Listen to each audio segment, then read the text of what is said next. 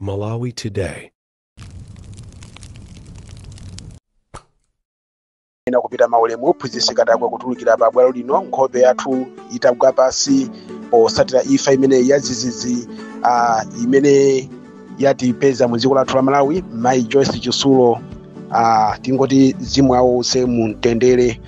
Ife ngati Independent Voice Malawi Group tataya munthu ofunikira kwambiri mu dziko muno ku nkhani ya zitukuko, chifukwa mayiyu paja ndi uja amene adayankhula mbuyo mu adayamikira mbuyo mu zitukuko zimene akuchita President Dr. Lazarus Chakwera mu dziko muno. Ndipo ti munthu akakhala kuti wayamikira zitukuko zimene wavomereza kuti boma lili kuchita zitukuko, munthu ameneyo amasanduka kukhala dani wa chipani china chake chimenenso chidawononga dziko chimene chikufunisisaso kuti chibwererenso m'bomamu. Nde mayiyu anali MP wakumwaza chipani chimene cha DPP, ndipo ataona kuti Chakwera kumwazako achita zinthu zamphamvu kwambiri, amwaza zitukuko pena paliponse mu dera lake. Mayiyu adachitenga chinthu cha nzeru kwambiri kuyamikira President amene Dr. Lazarus Chakwera kuti kupanga zitukuko mu dera lawo. Izi sizidakondowese anthu a chipani cha DPP, ndipo adamuona ndi diso lomuzonda kwambiri mayi ameneyo, ndipo padafika pana pomwe chosa mchipani, ndipo iye adachivomera kuchosedwa chipani. Ndipo pamene timaona ku MCP ku atasankhidwa kukhala wachiwiri kwa nduna chifukwa cha ntchito yotamandika imene anagwira povomereza zitukuko zimene zikuchitika mu dziko muno, chifukwa MCP amafuna kuti munthu ziyamika zimene iwo akuchita, chifukwa munthu ukamuyamikira pamene munthu umaonjezera zochitika. Maka oyamikira akakhala osusa boma, imene jaso ndi mbali imodzi yopitisa pasogolo zitukuko za mu dziko muno. Nde mayi ameneyu mbuyomu adazachita ngozi mwezi wangothawu, komano ifa iyi sikuti yabwera chifukwa cha ngozi imene adachitayo.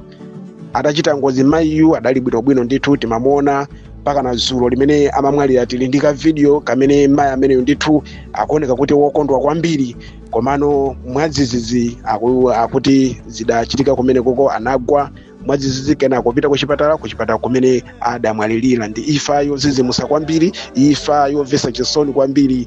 Ife Amalawi tili okhuzidwa kwambiri pa ifa imene ya Mayi Joyce Chisulo. Tingonena kuti tonse tingoti zimu wa Mayi Joyce Chisulo use mumtendere.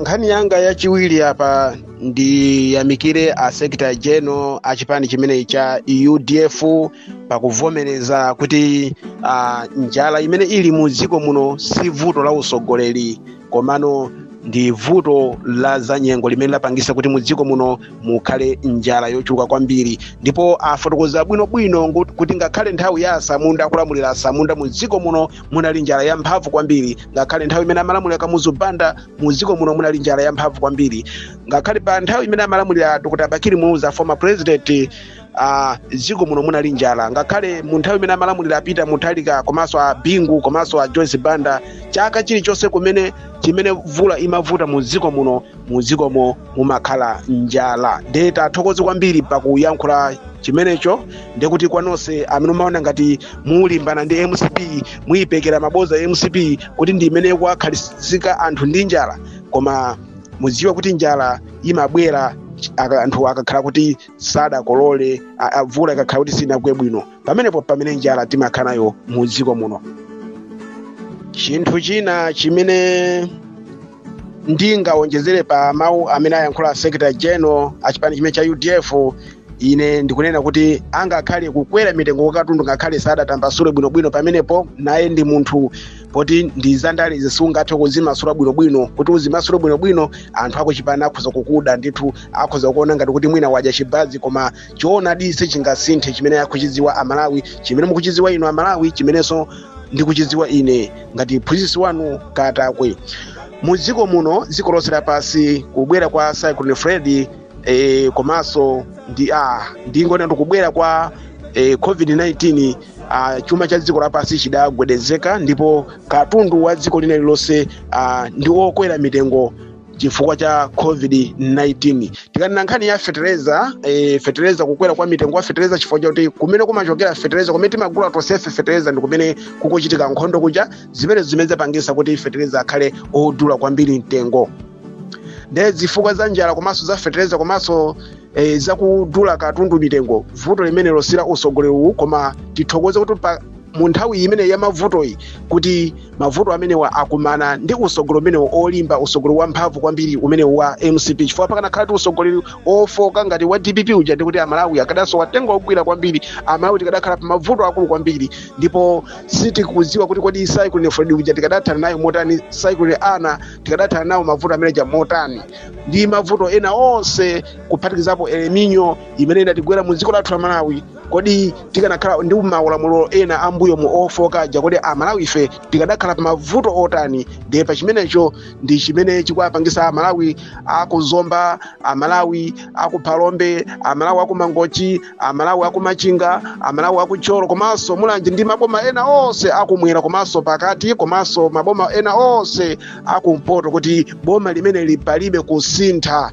chifukwa ndi boma limene likuchita ngakhale mu nyengo ino yovuta kwambiri imene zinthu zavuta dziko lonse lapansi koma president chifukwa choti ali ndi masomphenya a Malawi akukwanisa kumanga misewu yolimba akukwanisa kubwezeresa makapani amene anagulisidwa mbuyomu ndi masogoleri ena olephera akukwanirisa kubwezeresa njanji zimene zidayimisidwa mbuyomu akukwanirisa kubwezeresa mamegafamu amene adayimisidwa mbuyomu ndi pa chimenecho anthu Amalawi ochuluka amene ali organiza bwino amene anabadwa mwa munthuwo akutha kuona ubwino kwa president amene Dr. Lazarus Chakwera chifukwa tonsefe inu ndine tikuyenda kuimba nyimbo imodzi yoti boma kulibe kusintha ndipo izi sikuti tikuyankhula chipani iyayi koma ndife Independent Voice Malawi Group koma tikuyankhulira kupulumutsa dzikoli kuti lisagwere m'manja mwa anthu olakwika chifukwa dziko likungogwera m'manja mwa anthu olakwika ndikuti dziko muno muzakhala chipolo kwambiri muzakhala mavuto pena paliponse ndichifukwa tifuna kuti titetezere boma limene likuti lisapite so m'manja mwa anthu olakwika lisapite m'manja mwa zigawenga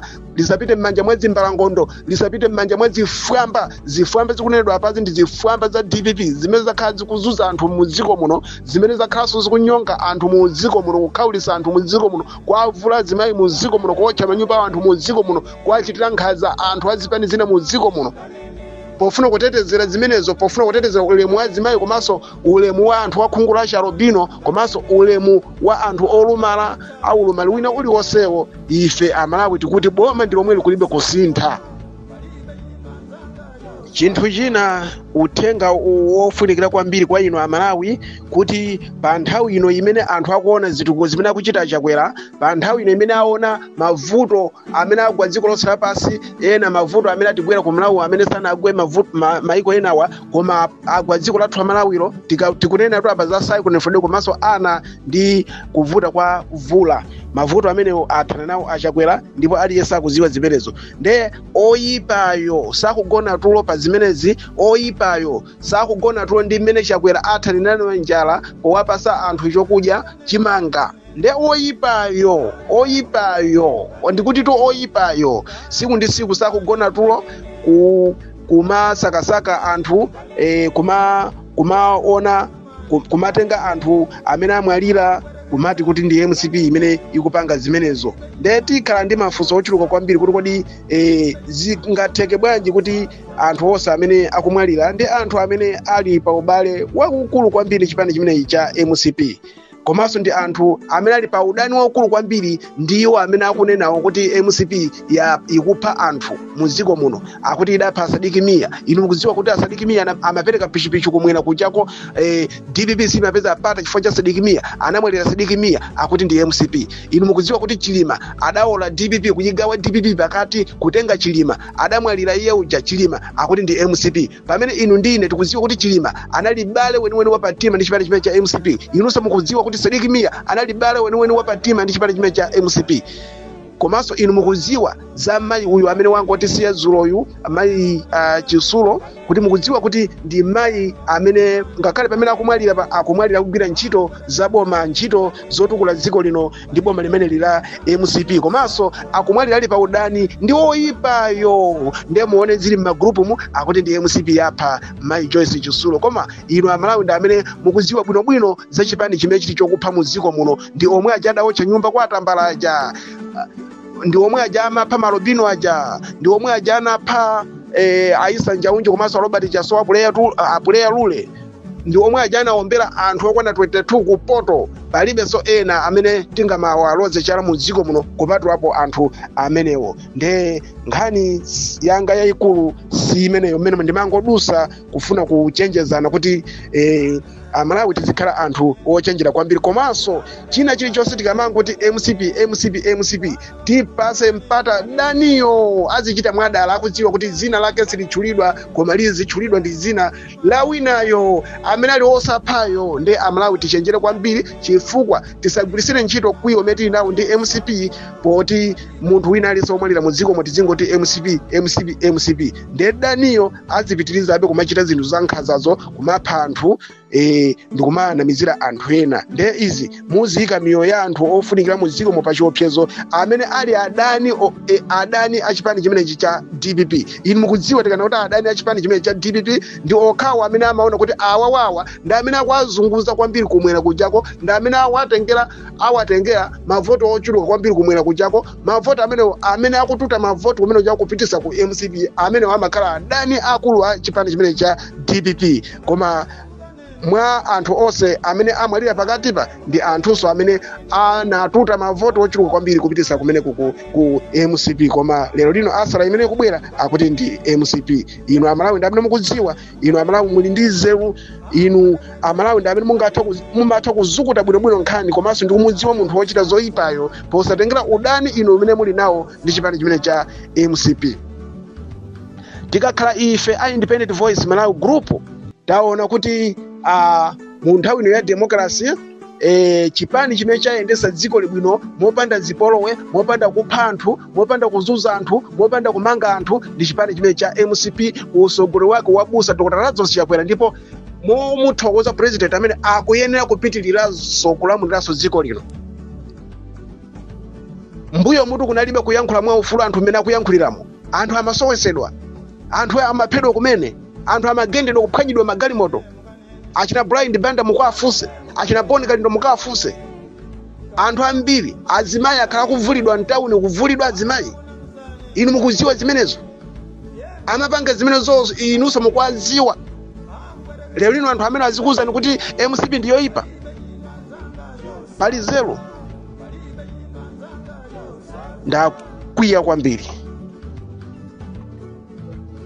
Chinthu china ndithokoze kwambiri, komanso ndikupitirira kuthokoza kwambiri inu azipani zosiyana-siyana mutaona khalidwe la DPP, mutayizukuta DPP kuti ndi chipani choyipa kwambiri. Inu mukupitirira kukana kupanga nacho kugwirizana chipani chimenechi. Inu ena mukuti pamene pomulowera ku MCP ambuye akudaliseni, ambuye azikudalisani kwambiri pa ziganizo inu zimene mukuchita, chifukwa mu dziko muno ndi chipani chokhacho chimene chili ndi ngodya zabwino, chipani chimene cha MCP. Ndipo kupita ku MCP ndi madaliso m'Malawi muno, ndi madaliso awina aliyense m'Malawi muno.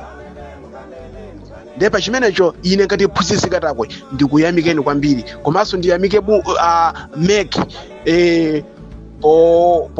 powauza magulu ena azigawenga, magulu azifwamba a mu dziko muno kuti salola kupanga auditor machina amene wawa, chifukwa chona kuti anthu amene afuna kupanga auditor machina amene mukuti aone zili katimo ndi magulu aja azimbalangondo, ndi magulu azifwamba amene akhala kubera zisankho mbuyo mosemu. Ndipo ameka ataona zimenezi, ataona kuti zimbalangondo zimenezi zindiwo ukadaulo okuba, akhwinisa chitetezo machina amene wakuti chisankho chimene chikubwerachi chikhale chokomera Amalawi. Ndipo pa chimenecho ine ngati phunzitsi ndikuyamikeni inu ameki kuti mukugwira ntchito yotamandika kwambiri. Tikatero ndeti mati chifuniro cha Amalawi chikuchitika, chifuniro cha Amalawi chikulemekezedwa, chifuniro cha Amalawi ndi chimene mwachitacho inu ameki powakanyiza magulu azigawenga amenewa kuti achite audit machina amenewa.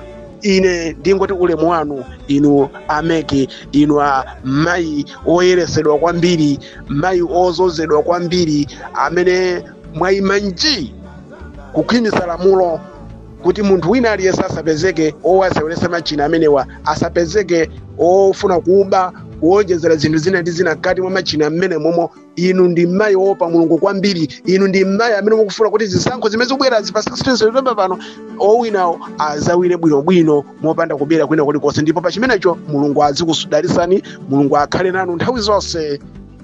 Tingoti amen. Ndiyankhenso apa kankhani kena, ndangomva kuti ena kuti ngati ameke akakamira zimenezo nde akuti iwo anyanyala zisankho zimenezi sakapikisana nawo. Kodi tu zisankho munanyanyala kale chifukwa mudauza anthu kuti asakalembese? Munanyanyala kale tu, nde munyanyala kangati? Nde ndikufuna ndikuuzeni unena kuti timu imene imanyanyala, timu imene imakana kusewera game, mapoisa amapita ku timu inayo. Ndipo inu ngati mukunyanyaladi zisankho zimenezi nonse, ndipo ndipempherera kuti kunyanyala kumunyanyalira nonse limodzi, ndicho linga choti chisaononge ndalama kuchitisa zisankho za upresident mu dziko muno, chifukwa chona kuti mwina muli monse mmene zikhaliremo anthu aona masomphenya a Dr. Lazarus Chakwera, anthu aona zitukuko zimene apanga a Dr. Lazarus Chakwera mu nthawi yochepa, anthu osagwirizana m'Malawimo okhawo amene ali ndi mtima wabwino, okhawo amene ali nabadwa mwa umunthuwo agwirizana kuti boma ndi lomwe lisakusintha. Ndicho mapitira soko zisankho amene ndi chani? Ndipempherere inu amene mukulimbikisa zonyanyalanu kuti Mulungu akudalitseni kuti limbikisani zonyanyalazo kuti dziko la Malawi lisataye ndalama kuononga ndalama pa zisankho zimene tikuzidziwa kale kuti MCP amalawi osagwirizana kuti ayivotera.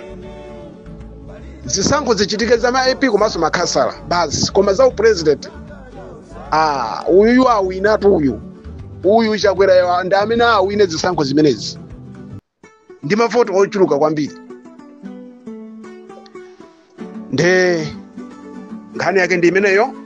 Ine ndi Phunzitsi Katakwe, ndidalipo pano pa Independent Voice Malawi Group kuphunzitsa ifeyo timakonda kuphunzitsa Malawi amene akhala kusocheresedwa ndi anthu ndi zigawenga zosiyanasiyana kuchokera m'magulu mosiyanasiyana, osati m'mabungwe yayi koma m'magulu. Ku Malawi kulibe bungwe lomenyera ufulu wa Malawi koma m'magulu, ndi m'magulu menemo magulu amene amasogozedwa ndi zigawenga zimene ine sindizitchula, zimene zimakhazi kusocheresa inu Malawi kuti musazindikire. Koma ine Phunzitsi Katakwe ndimabwera inu kukumasulani, kukuzindikirisani, kukuchapani iwo akakudesani, ine ndimabwera kukutikitani, kukukwechani ndi sopo kuti inu anthu mukhale ona patali. Muna ndine wanu Phunzitsi Katakwe, ndakuyananu kwambiri.